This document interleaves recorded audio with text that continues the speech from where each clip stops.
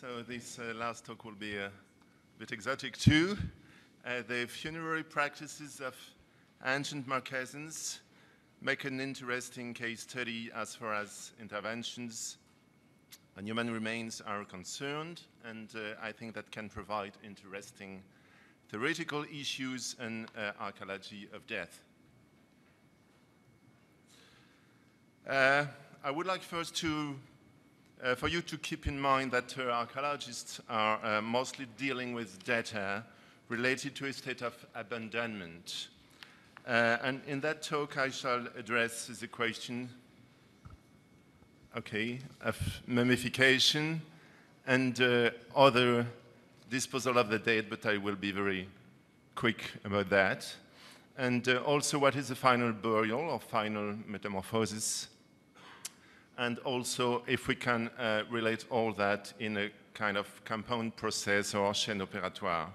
And of course also what is funerary and what is not. So the context of the case study is in a little island called Huka in the northern Marquesas. It's quite right in the middle of the what we call usually the Polynesian Triangle. So just for the context, it's very recent peopling around the 8th century AD, and the northern group has been very lately discovered, that is in 1791, and this has a kind of importance because between 1791 and the Christianization, that is around the mid 19th century, we have some good ethnohistorical data I shall refer to. So it's a funerary site, of course. It's a sand dune. There is a radiocarbon date around the mid 15th century AD, so quite a moment before the arrival of the Europeans.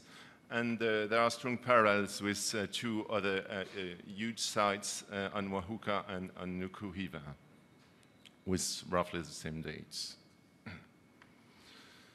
So in that site there are all kinds of interments, burials, humans, pigs, and dog. And you can see the dog is treated as a human because it is in a coffin.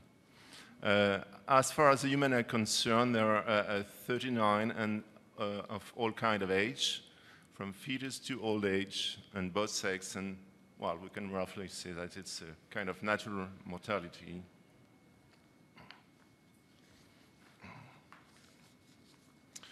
So what is perhaps astonishing, it is that there are manifold forms of disposal of the dead, and I will begin with the first topic, that is desiccation and mummification, and I will review very quickly the other disposal of the dead.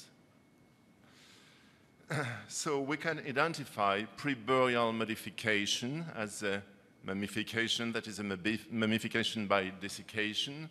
So it has been evidenced even on in situ skeletons. There is a key evidence, that is what I've called paradoxical dislocations. And you can see on the slide that the least enduring joints are still connected. They are with the white arrows. And there is a dislocation of long-lasting joints. These are the black arrows. And indeed, it can be surprising to have mummification under a tropical climate, but we have a good testimonies about that in writings of the first seafarers, and also in some sketch or watercolor, as you see there. So it's a French seafarer called Charles-Claude Antique, and he called it Nukuhiva in 1846. And the corpse is drying on a small platform called tanatometamorfòsi. And we have also other example in Tahiti. you see also those watercolor or engraving, and we are sure that, for instance, on the left, George Tobin saw the cadaver 4 months after its death, and Captain Cook saw T's mummy 20 months after his death, and this is sure because there is an independent record of the T's death. So we have other disposal of the dead and first preburial modification as a kind of disarticulation. You can see that the hip bone is very far from the head of the femur, and there are also dislocations on the vertebral column, and these are the white arrows, as you can see. And of course, we have, I would say, classical primary individual burial. I think it's not necessary to describe that further. But there are also interventions after burial. You can see there the removal of the 2 skulls in a double simultaneous burial. These are children, one of 11, 12, and the other of 2, 3 years of age.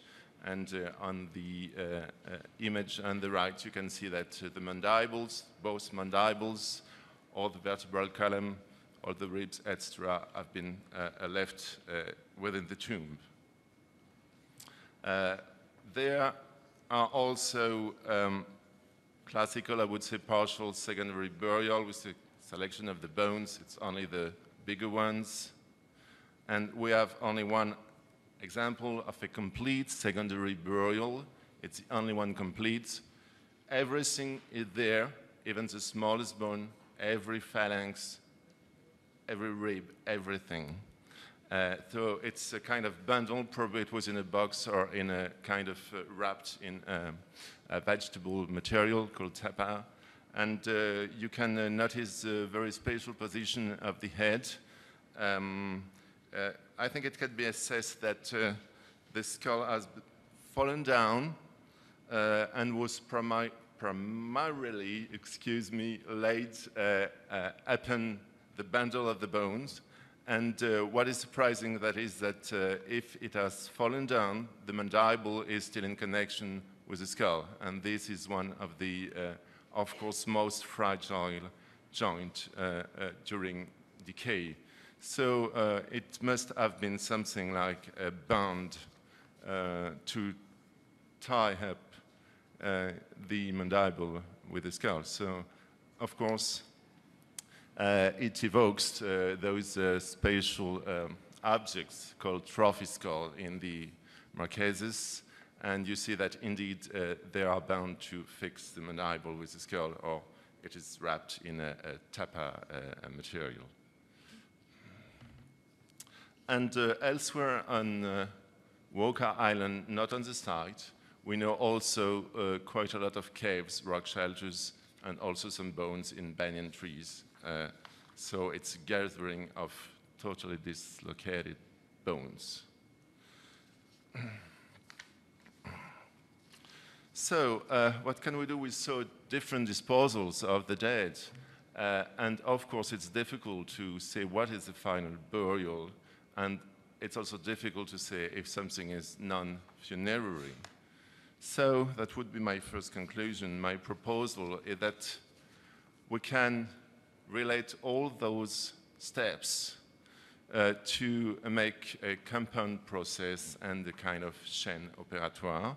So it's a way I've described the disposal of the dead as a technical process. So this is an example with different stages. So I propose perhaps that we can forget about the real definition of genuine burial, normal burial, final burial. And I think it's better to focus on this thing as a compound burial process and what I would call a funerary system as a whole.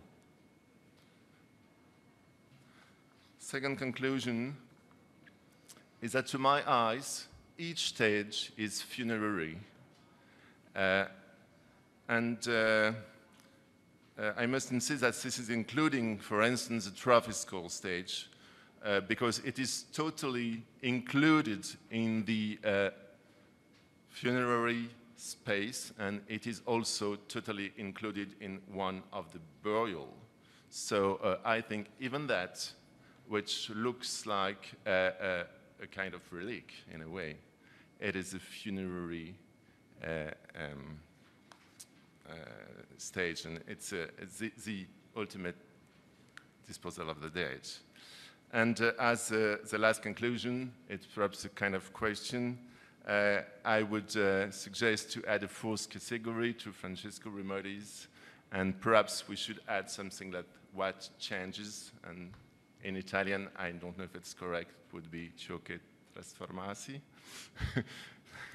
Thank you for attention. Okay.